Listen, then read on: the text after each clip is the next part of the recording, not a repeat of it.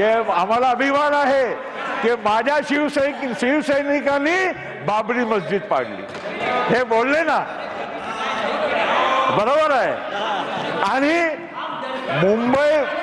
मुंबईच्या 92-93च्या दंगलीमध्ये माझ्या शिवसैनिकांनी आमच्या हिंदू बांधवाचं रक्षण केलं, हे तुम्ही बोलत होते, बरोबर आहे की नाही.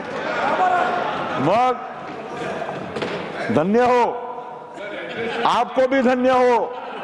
हम कुछ भी नहीं सर, आपको धन्यवाद के बोलने दिया. सभागृहातल्या टीकेवर संजय राऊतांनीही पलटवार केला. ज्यांनी तुरुंगाच्या भीतीनं भाजपच्या मांडीला मांडी लावली, त्यांनी आम्हाला निष्ठेच्या गोष्टी शिकवू नयेत असा हल्लाबोल राऊतांनी केला. अशा प्रफुल्ल पटेल हे संसदेमध्ये आहे, आम्हाला लाज वाटते हो. दाऊदचे हस्तक भाजपने आपल्या पक्षामध्ये घेतले आणि हे दुसऱ्यांना निष्ठेच्या गोष्टी सांगतात, रंग बदलण्याच्या गोष्टी सांगतात. अजित पवारनी स्वतःचं अवमूल्यन करून घेतलंय. अजित पवारनी प्रफुल्ल पटेल सारख्या माणसाला,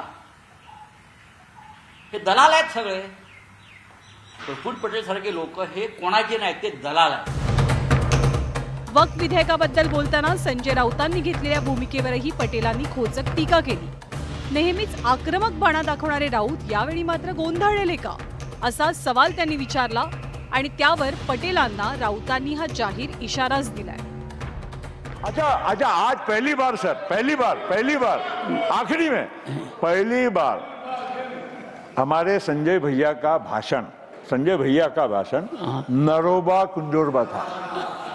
कभी नहीं तो बिल्कुल टट टट टट टट टट बोलते. आज क्या बोलूं क्या नहीं बोलूं उनको समझ में नहीं आ रहा था. क्या बोलूं नहीं बोलूं, देखो अभी भी एकदम ऐसा ही कर रहे हैं. संजय भैया, आपण कलर नको बदला.